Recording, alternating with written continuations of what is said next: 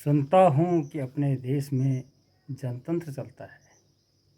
साथियों, सुनता हूँ कि अपने देश में जनतंत्र चलता है। गरीबों की गरीबी को मिटाने का मंत्र चलता है। सुनता हूँ अपने देश में जनतंत्र चलता है। गरीबों की गरीबी को मिटाने का मंत्र चलता है। मगर चुनाव में बढ़ती मदिरा देख लगता है यहाँ जनता को ठगने का महज षड्यंत्र चलता है। तो साथियों, जय देवभूमि, जय उत्तराखंड। आप सभी साथियों को मेरा प्यार भरा नमस्कार। आप सभी का स्वागत है मेरे YouTube channel life of Uttarakhand पर। साथियों, यह किसी कवि ने क्या खूब कहा है, चाहे चुनाव देश के अंदर छोटे हों या बड़े, और हम बचपन से सुनते आते हैं, हमको सिखाया जाता है कि हमारे देश में लोकतंत्र बहाल है, जनता की सरकार चुनी जाती है, जनता ही उसकी मालिक होती है। क्योंकि जनतंत्र में, लोकतंत्र में यह बताया जाता है। लेकिन आज के परिप्रेक्ष्य में हम जब देखते हैं, क्योंकि जनता को किस प्रकार से लूटा जाता है, चुनाव चाहे इस समय वक्त है, त्रिस्तरीय पंचायत चुनाव सर पर हैं, कभी भी चुनाव का आगाज़ हो सकता है। हालांकि अभी आज के दिन में हाईकोर्ट में यह मामला भी लंबित पड़ा है। लेकिन चुनाव छोटे हों या बड़े, इस देश में बड़ा दुर्भाग्य हमारा है कि जब चुनाव आते हैं तो जनता को शराब परोसी जाती है।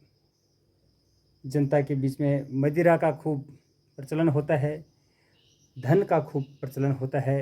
लेकिन एक सोचनीय विषय है साथियों, क्योंकि हमेशा सोचते हैं कि आखिर इतना पैसा आता कहाँ से है।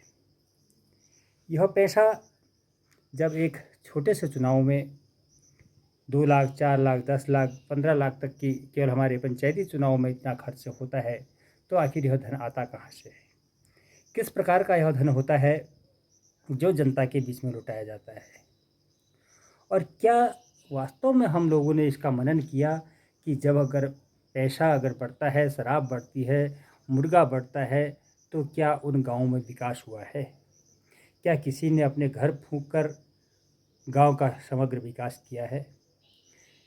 सोचने की बात है कि इन पैसों में आज इतने धनाढ़ लोग कहाँ से आए, और यह किस प्रकार का धन है? क्या उनके खून पसीने की कमाई है? और खून पसीने की कमाई को क्या इस कदर बढ़ाया जा सकता है? अगर वास्तव में वह समाज सेवी अपने को कहते हैं, समाज के सच्चे सेवक हैं, समाज के हितैषी हैं, गरीबों के मसीहा हैं, ईमानदार और जो कर्तव्य अपने कर्मठ अपने को कहते हैं, जुझारू कहते हैं, क्या वह अपने उस धन का सदुपयोग बिना किसी पद पर रहे नहीं कर सकते हैं? क्या उनके लिए पद इतना मायने रखता है? जब वो 8-8, 10 लाख, 15 लाख रुपए तक पंचायती चुनाव में खर्च करते हैं, तो क्या वह एक समाज सेवी के तौर पर बिना किसी पद पर रहे हुए समाज सेवा नहीं कर सकते हैं? आखिर यह लालसा क्यों कि मैं पद पर जाऊं और 10 लाख, 15 लाख, 20 लाख, जिसकी जितनी हिम्मत है वह उस हिसाब से आज जनता के बीच में खर्च कर रहा है। सोचने की बात यह है, क्योंकि वह पैसा अगर उनके पास आ रहा है तो किस प्रकार से आ रहा है, और अगर वह सुसंपन्न हैं तो वह इन चुनाव में आखिर क्यों अपनी भागीदारी सुनिश्चित करना चाहते हैं, और क्यों इतना पैसा वह इन पंचायती चुनावों में लगाना चाहते हैं? क्योंकि समझ से परे है। अगर किसी भी व्यक्ति के पास इतना पैसा है, अगर वह वास्तव में जनता का हितैषी है, जनता का मसीहा है, तो क्या वह बिना किसी पद के समाज में कार्य नहीं कर सकता है? क्या उसके लिए पद इतना महत्व रखता है?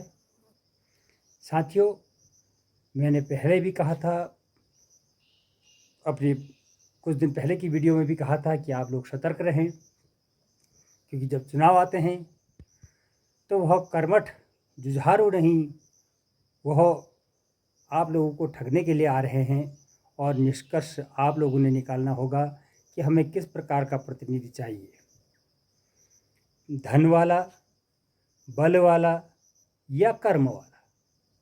क्योंकि जो कर्म वाला होगा, जो समाज के हित में सोचने वाला होगा, वह धन खर्च करने में कतराएगा, क्योंकि उसके पास धन की बहुत इतनी गुंजाइश नहीं होती है कि वह शराब बाँट सके, मुर्गा बाँट सके, और उसके बाद जो बाँटेगा तो क्या वह अपने धन का अर्जन नहीं करेगा।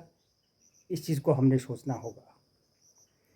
चुनाव बेशक छोटे होते हैं, लेकिन आपको देखने को मिलेंगे जिस प्रकार से चुनाव होते हैं उसमें संख्या बल, धन बल, शराब बल सब चीज़ मिलता है।